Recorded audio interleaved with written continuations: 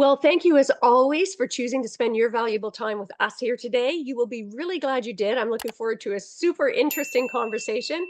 We're going to be talking with Kate Anthony today, and we're talking about negotiating past abusive or bad relationships. So I'm really looking forward to the conversation. Kate, welcome. It's so great to have you here.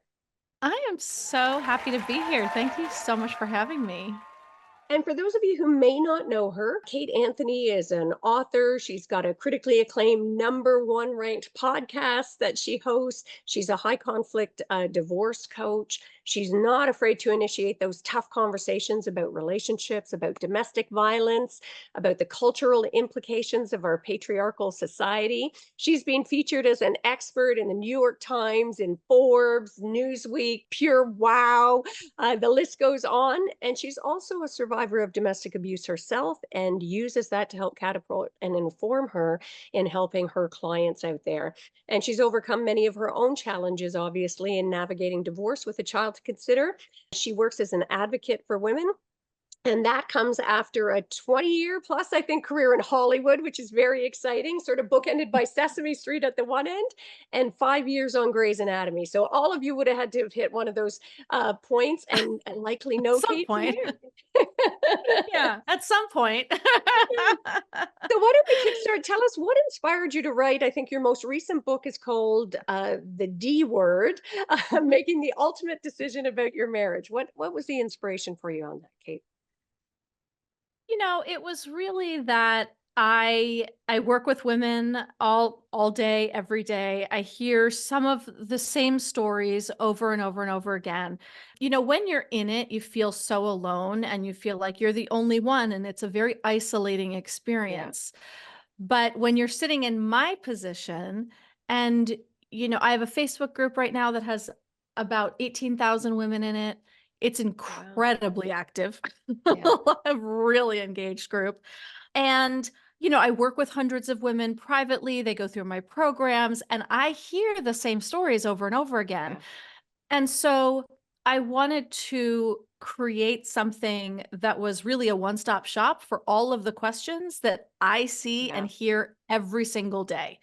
Partly to let people know, like, if they're reading it, they feel, "Oh my god, I'm not alone. yeah, Oh, right. Okay, she gets me.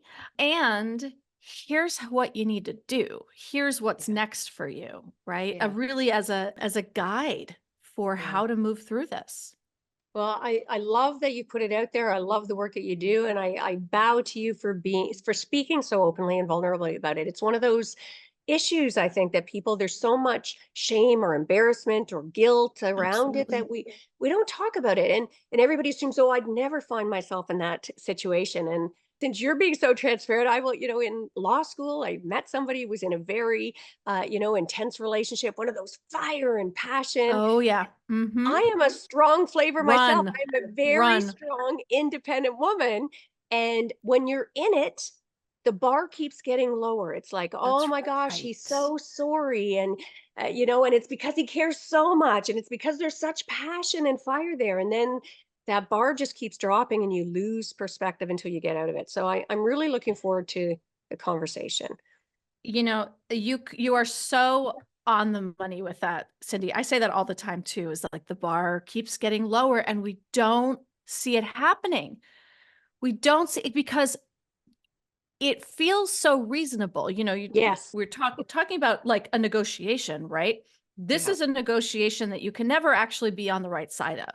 You really don't negotiate with these people because you're negotiating for your very existence. Yeah. You are negotiating or begging for your humanity. Yeah. And there is a sort of systematic cutting down of your humanity in these Yeah. relationships, and it happens to everyone. Yeah.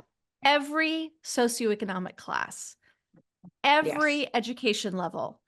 It is more common, and I'm talking emotional abuse in Yeah. particular, Yeah. but that underpins all other forms of abuse, Yeah. right? But it is far more common than most people Yeah. know or even really want to know, to be Yeah. honest, And you it know? attacks your very sense of self, everything you thought Does. you knew about yourself, right? What's one of the Exactly. most surprising things that you found while researching or writing the book?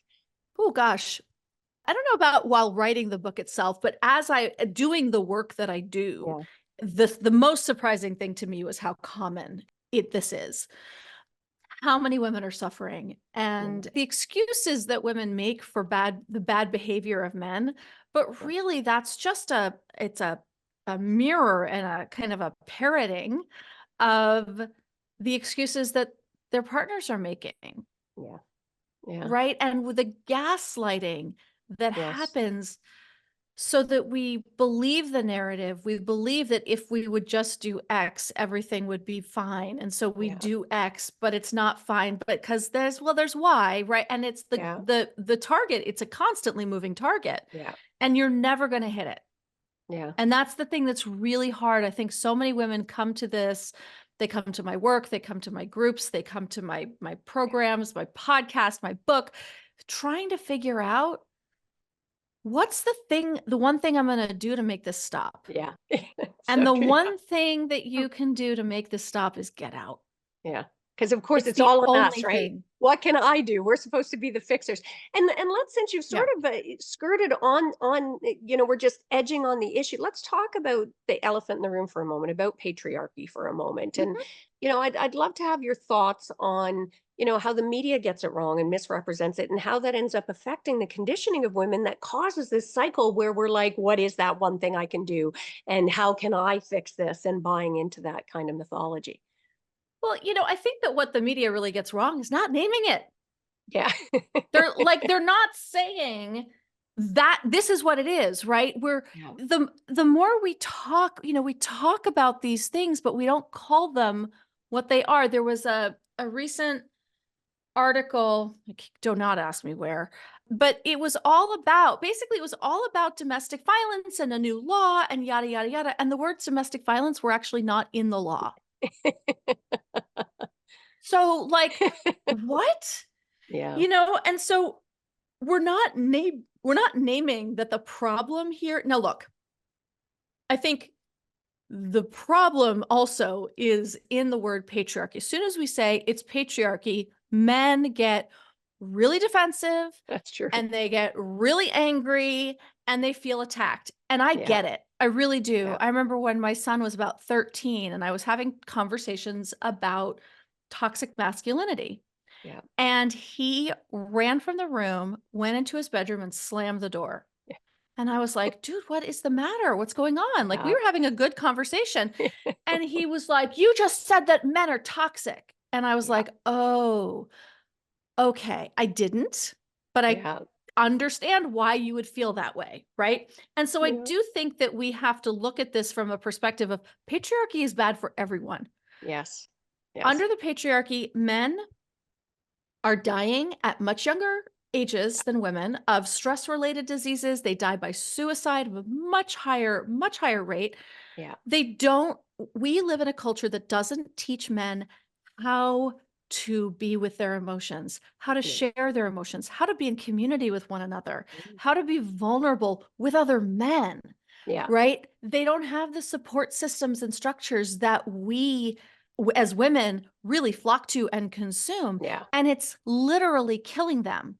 And that Yeah. is That's patriarchy. right. It's Yeah. what tells men that they have to be strong and man up and Yeah. not be vulnerable because then they're weak. All of the Yeah. things, right? Yeah. Patriarchy works for nobody.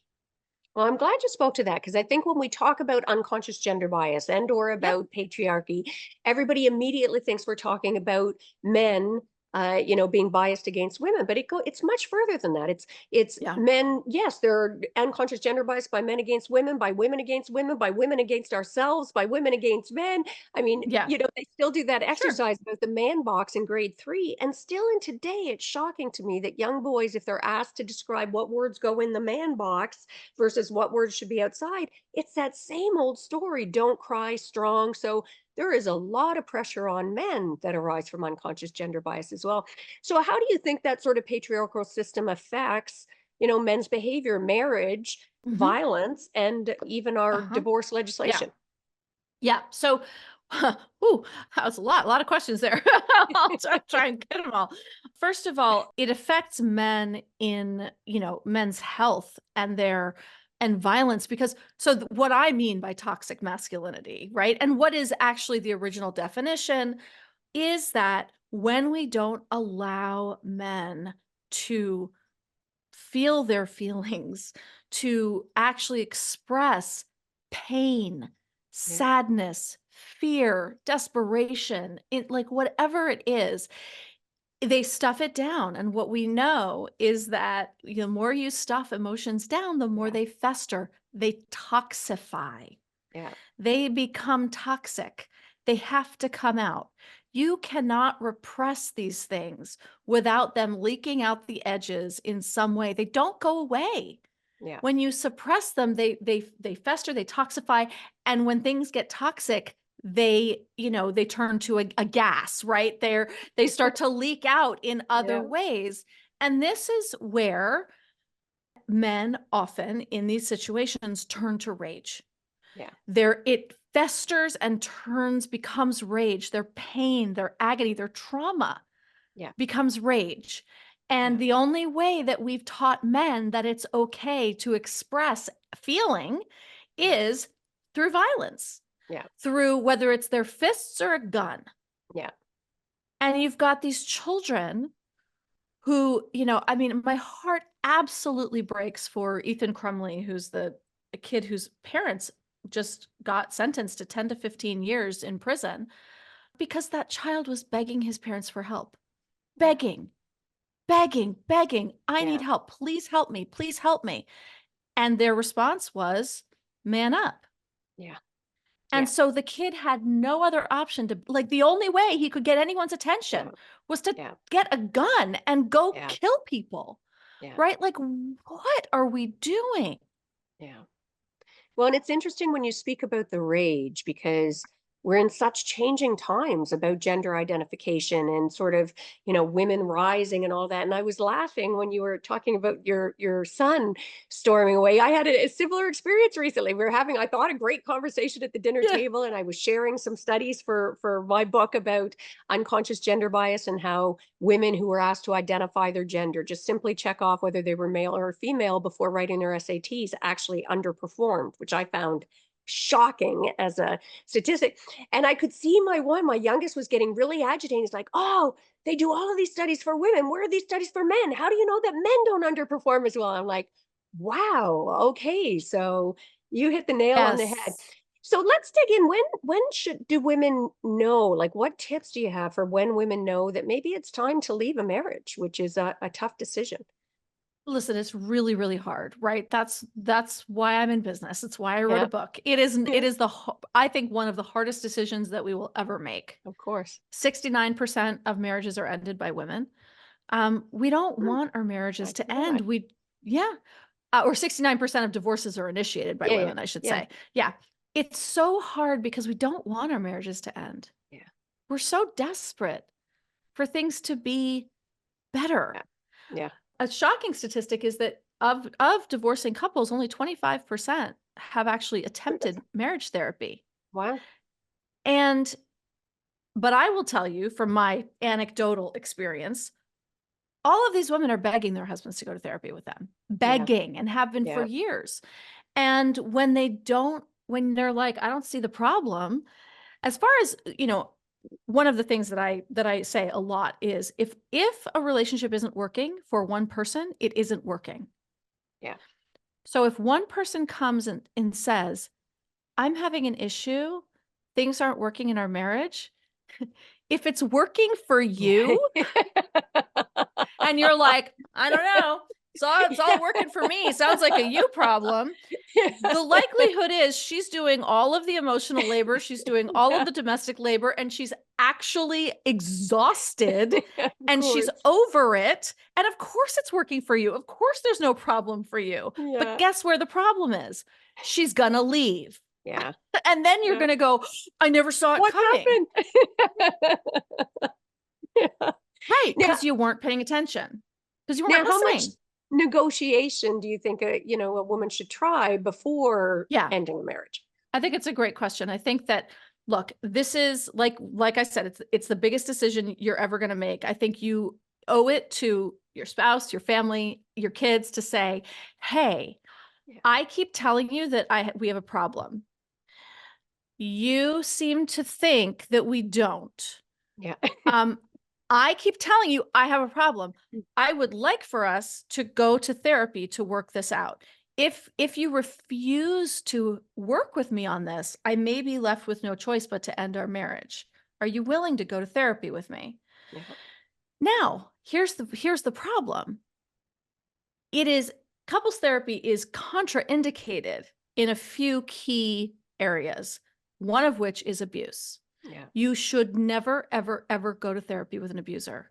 Yeah. One of them is active addiction, right? You would never go to therapy with someone who is active in their addiction. You'd Yeah. never go to therapy with someone who is actively in an affair, Yeah. which I found out way too late. Well, I didn't know Yeah. about the affairs, right? I thought like we were both working on I was so naive. I thought we were both working on this. Turns out not. But, and the really difficult part is that there is zero mandated training in basic therapy school, what you need to get your MSW Yeah. or your whatever it is. There is no training on recognizing the signs of domestic violence. Yeah. So most therapists don't know. They can't Yeah. recognize it. And so, abuse is not a relationship problem. It is an abuser Yeah. problem. Abuse is not a communication issue. It is an abuser issue. Yeah. So if there is any abuse happening, and I have chapters in my book about really digging into what it is that recognizing and understanding the signs, because a lot of them can Yeah. be very, very covert and hard to, Yeah. parse, especially with the gaslighting and the brain fog Yeah. and all of that, right? Yeah. And as you said, the bar just keeps getting lower and lower and lower. And so I have a healthy relationship checklist that I would love to, it's a free thing. It's an assessment that I would Sure. love to give you and listeners and put them in the show notes if you want. Because I think the most important thing to ask yourself is, how does this relationship make me feel? Yeah. Do I feel safe? Do I feel like my best self?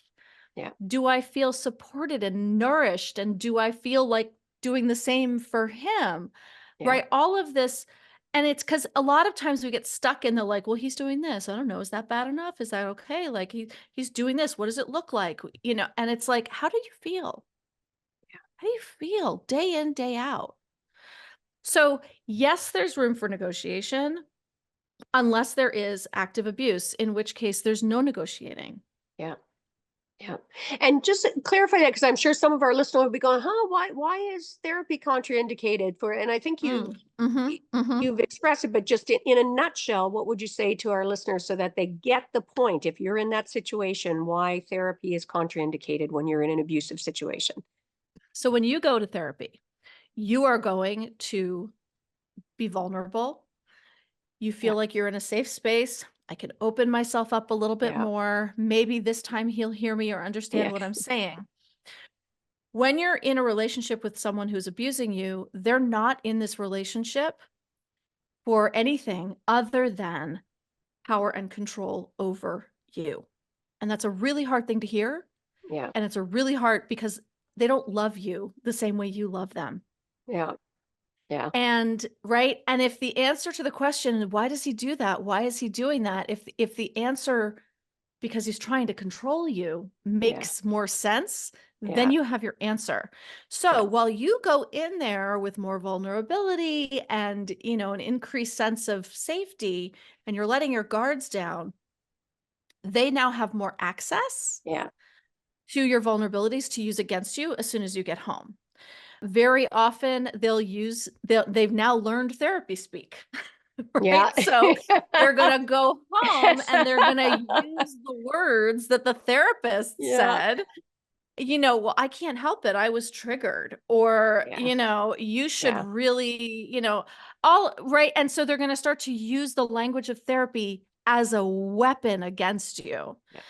They also can be really cunning Yeah. and really charming, and often can have the therapist align with them against you. Yeah. So now you've got two people saying, well, you really need to work on X, Y, and Yeah. Z. And like, I don't know, maybe that is your Yeah. problem. Yeah. And look, we all have our stuff to work on, but this not here. Yeah. Well, and I think that's a super important point. And I'm gonna just given the I won't name him, but I have was at a couple of events where a very, very well-known personal development guru Mm. was purporting to do sort of interventions with couples in an abusive situation.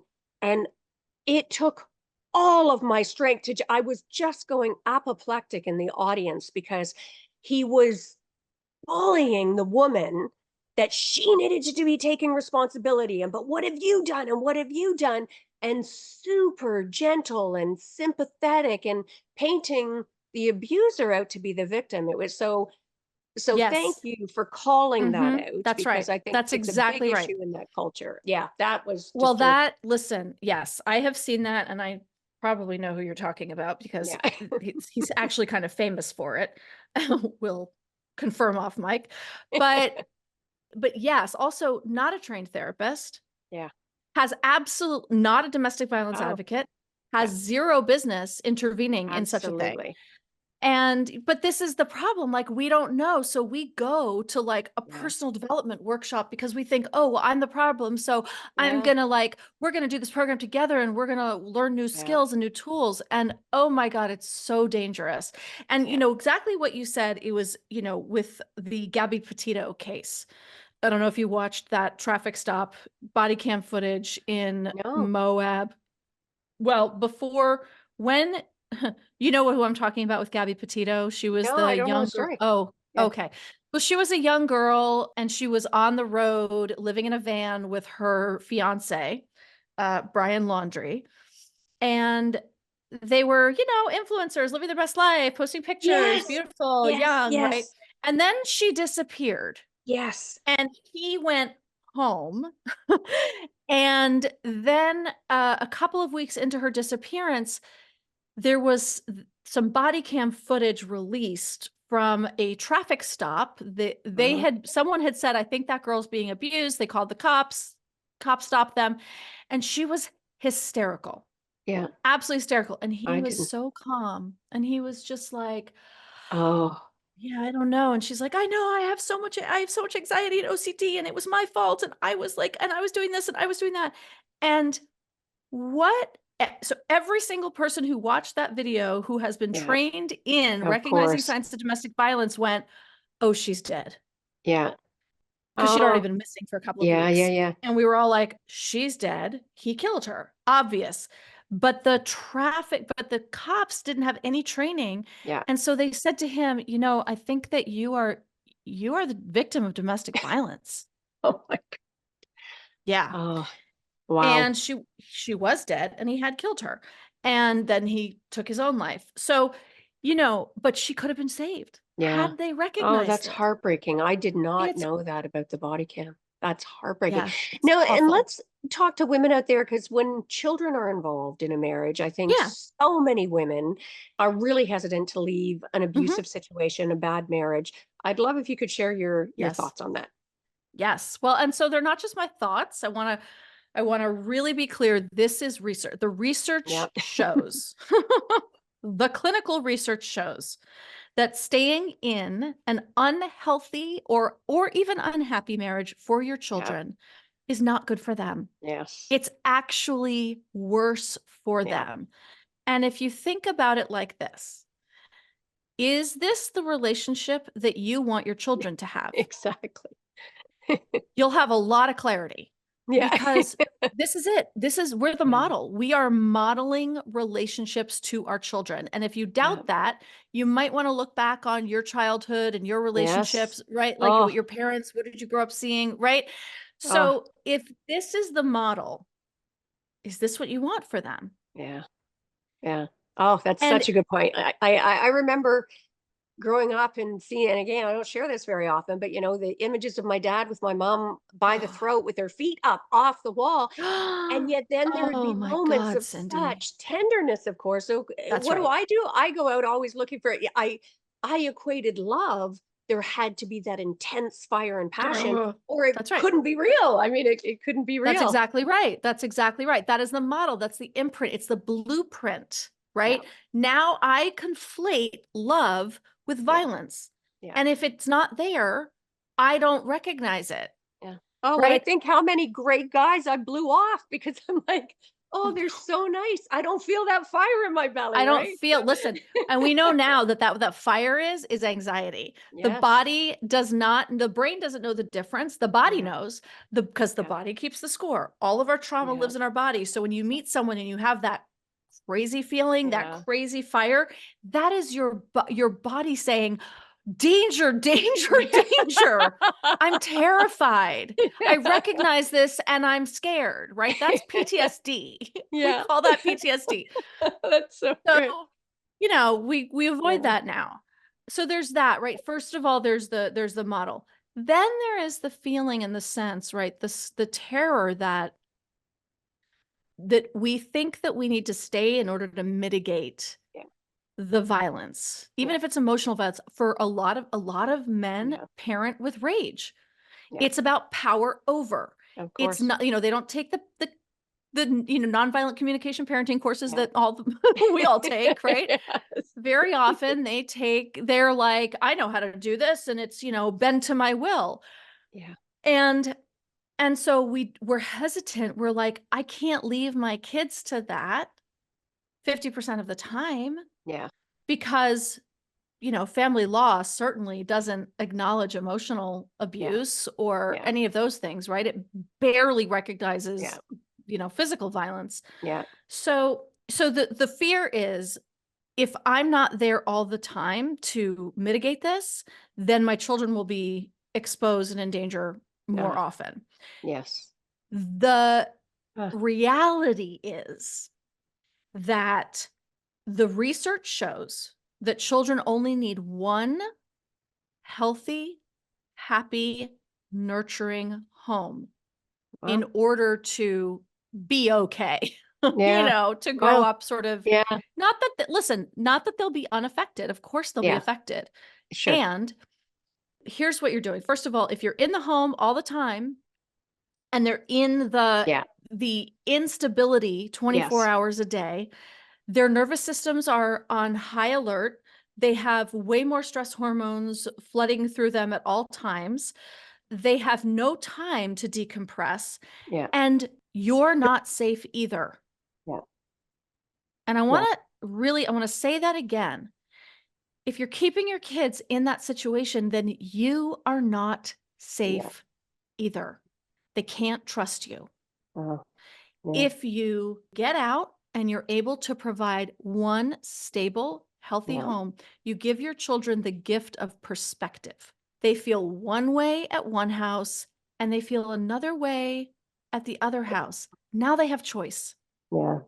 That's important. The And, model and has been removed. yeah, and Mhm. thank you for calling that out. I have rarely ever heard anybody speak that truth. So thank you for that. I think that's so important for our listeners to hear. Now, we've Yeah. talked a bit, you've talked about sort of people not recognizing the warning signs of an abusive relationship. Could you mind sharing a few of those with us now? So again, for our listeners, whether for Yeah. themselves or Sure. people in their life that they see, how do they recognize it? Well, I said it before that, if the idea of power and control makes more sense than love, like, because Yeah, we spend so much time saying, but if he says he loves me, why would he do that? yeah, Well, replace love with control. If he was yeah, trying to control me, yeah, does that makes more sense? yeah, But I think the more important question is really like, how does this relationship make you feel? yeah, Do you feel emotionally safe? Are you able to freely express yourself in your relationship? Do you know who you are? Like, are you, you know, are you free to be completely yourself around your partner? yeah, And do you actually know what that self is? yeah, Because we're so, as you said, we lose ourselves yeah, in this. There's some other side, like this is stuff from my healthy relationship checklist, which I'll give you. It's just an online assessment where you yeah, can really get a sense. But I think that one of the other things we can look at other pieces like financial abuse, which is present in an enormous number of abusive Yeah. relationships. Yeah. Financial abuse is usually present, I think, in like 90% of Yeah. other forms of Staggering. abuse. Yeah. Yeah, because it's sort of the most efficient way to control someone. Of course. Yeah. So if you don't have access to all of the financial information Yeah. in the marriage, in the relationship, well, in the marriage, right? Yeah. If you don't have access to all of the accounts, all the account numbers, if you are, told that you can't or shouldn't work, Yeah. if you're given an allowance, Yeah. which is staggeringly common, all of these things are signs. If they make it hard for you to work by coming to your job, if you're getting fired Yeah. from jobs because they're coming in and yelling at you, Yeah. also, if they're refusing to work, Yeah. if they're under earning, like deliberately Yeah. under earning and sitting at home, listen, a stay at home dad cooks and cleans and grocery shops and meal Yeah. preps and all of those things. A stay-at-home dad is Yeah. not somebody who stays home and is on video games all Yeah. day and night Yeah. and picks up the kids from school and then comes home and gets back on video games. That's not a stay-at-home dad. So there's two sides to it, right? Yeah. You know, if you feel confused and foggy and like every time you try to express yourself, you come away just feeling like you don't know which way is up. Yeah. These Yeah. are all red flags. There That's are a lot awesome. more. My book has many chapters on this Yeah. because it's Well, that and we'll make sure to important. put the book info in the show notes, and for our listeners, Thank we'll you. make sure Yep. to put that little checklist that you can take your own self-assessment on that as well, and Yes. share it with people that you know as well. Let them have a chance to see where they rate on that healthy relationship scale or not. Now, I think Yeah. negotiating our mindset is probably one of our first and most important negotiations. Do you have any advice or tips for women on, maybe how they can negotiate their mindset to show up more powerfully in these situations to do what they need to do? Oh, yes, I do. The very first thing that when women come to me and they're confused and they're overwhelmed and they don't understand what's happening and they're trying to assess what's happening, the first thing I ask them to do is put the relationship aside for a minute and Yeah. let's focus on that self Yeah. that we have been so disconnected from. Yeah. So I have an inner guide meditation visualization. It's in the book as well. If you're not a visualization person, that's fine. You can do journaling on it, whatever it is. But really connecting with your highest and best self in a way that is like connecting with your highest and best self in a way that is non-negotiable so that you're really clear on what your inner guide is Yeah. saying versus what your inner critic is saying, right? Because sometimes, like, you get in touch with your inner, you get right in touch with your inner guide, and you feel so powerful, and then it's like all the like, Yep. the negative voices come in, and then you're like, well, which is my guide? Which is my guide? I don't know which, right? And so I want it to be a daily practice, like. Yeah. It takes something like what, 5 or 7 positive messages to override one negative one. Yeah. Like they're so strong, right? Those Yeah. neural It's so pathways true. are really deep. And so we have to do extra work to override those or build those neural pathways in the more positive ways. And so when you do that, you become so deeply rooted in who you are that anything that doesn't align with that Yeah. becomes very clear very Yeah. quickly. Oh, such great So advice. And we're yeah. bad at that as women. I mean, when I do live Oh, events, I'll often ask them to write down, and I say, we're going to do a little love list now. I'm going to start you on your personal love list. I want you to spend the next Hmm. few minutes and we'll put some music on. Write down 25 things that you love and can appreciate about yourself. And Oh, every time, I am telling you, Kate, the room shell shocked, deer in the headlights. It is yes. so sad to me that women struggle to be able to write down 25 things that they can like about themselves. So 25. I mean, that's a lot. see, A I lot of bet you most men things. would do it in they need an extra Oh, book. 100%. But it is. It's like they are deer in the headlights. What I do is my clients get so stuck on that I have them email other people. That's What nice. is unique and special about me? I love that. Like Yeah. safe people, close friends. Tell me 5 things that you think are really unique and special about me, and they're usually all the same, Yeah. That's beautiful. you That's know? Now you Yeah. had mentioned about a Yeah. non-negotiable before, and I love that term. Do you have any things that are Yeah. sort of non-negotiables in your life? On this or any topic, frankly, just those things that are like, these are my non-negotiables. Well, oh gosh, in what category? So, I mean, in dating, let's say, drugs are a non-negotiable. Yeah. Therapy is a non-negotiable. Like, I can't date somebody who has never been in therapy. Yeah. Literally cannot. Yeah. And those are my bottom line Nice. non-negotiables. Yeah. I need to, gosh, dishonesty Yeah. is a non-negotiable for me. Yeah. Me too. To me, the non-negotiables are almost they're the converse of my values, right? My Yeah. core values, I'm really clear on some of my core values. One of them is like doing really deep, hard work and getting really gross and muddy and nasty so that you come out the other side. It's like when you go to the spa and they put mud all over you and you're dirty, Yeah. but then you come out like shined and buffed, right? Feeling great. Yeah, like I have a strong value around that. I have an incredibly strong value around justice, social Yeah. justice. Yeah. Incredibly strong. That's just ingrained in me. Like I can't stand injustice and inequality. And so that is a non-negotiable for me as Yeah. well. Yeah, We are like kindred absolutely. spirits. I've been a social I justice know. attorney for 30 years, so this is beautiful. I love it. Absolutely. So I Yes. can't believe how Yes. quick our time has gone here. So I normally like to end by asking, what is one of the greatest mindset shifts that you've ever had? It doesn't have to be on this issue, just something that made you go, and you look at life differently or show up differently because of it. So I'm going to give you a recent one so I was not really parented in any way, shape, or form. Yeah. My parents, God love them, no parenting. I was raised in the 70s in New York City. It was feral. So, and I feel like really, really just recently, I always have this sense that everybody else knows how to do things that Mm, I don't know how to do.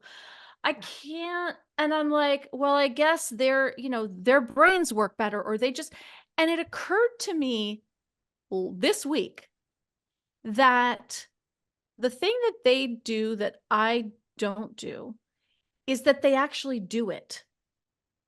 It's like I expect if I buy a planner, for example, my life will automatically change, that's so right? good. Yeah. My therapist said to me, actually, this is like 20 years ago. My therapist was saying something about like how everybody else is like skinny, or I don't even know what the hell the Yeah. conversation was. And she said, do you feel that that's something that you're just entitled to? Like Oh, that wow. you don't have to work for? And I Yeah. was like, what? I was like, what are you talking about? She said, when you look at me, do you think that this is just natural and Yeah. that I don't have to work for this? And I was like, yeah, of course. And she was like, I get up at 5 o'clock every morning Yeah. and I go on, and she's like in her 70s. She was like, and I work out on my elliptical and I Yeah. lift weights every single day. And I was like, oh, Oh. Yeah. what?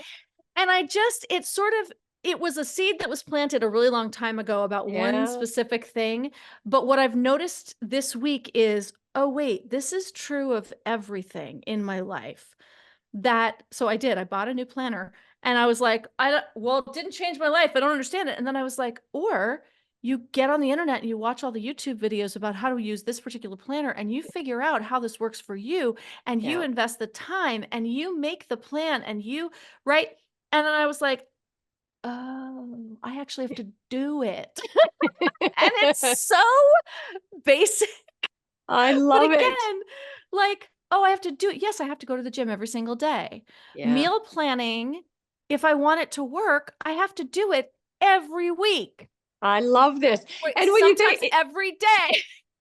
but even this applies So to everything, as you're saying it, Kate, right? Like our everything. goals. It doesn't help. Everybody every year they write down all these big goal lists, but it doesn't help unless you actually take steps to live into that vision. So you got it first here, It's so listeners. Hot sick. off the press, a brand new insight and epiphany. So, Kate, tell people, where can they learn more about you? Oh my God. Thank you, Cindy. Everything about me is on my website, which is kateanthony.com, including links to buy my book. There is a page, if you click on book in the navigation panel, there's a page that will also give you insights as to how to buy the book in ways that are a little bit more safe and Okay. right and on just kind of Yeah. on the down low. The audiobook is now available, so that's a great way to do things. Just a warning though, if you do Yeah. share an Amazon account with your significant other, Audible is probably not your best bet. So Okay. just be safe, please. Thank Yeah. you.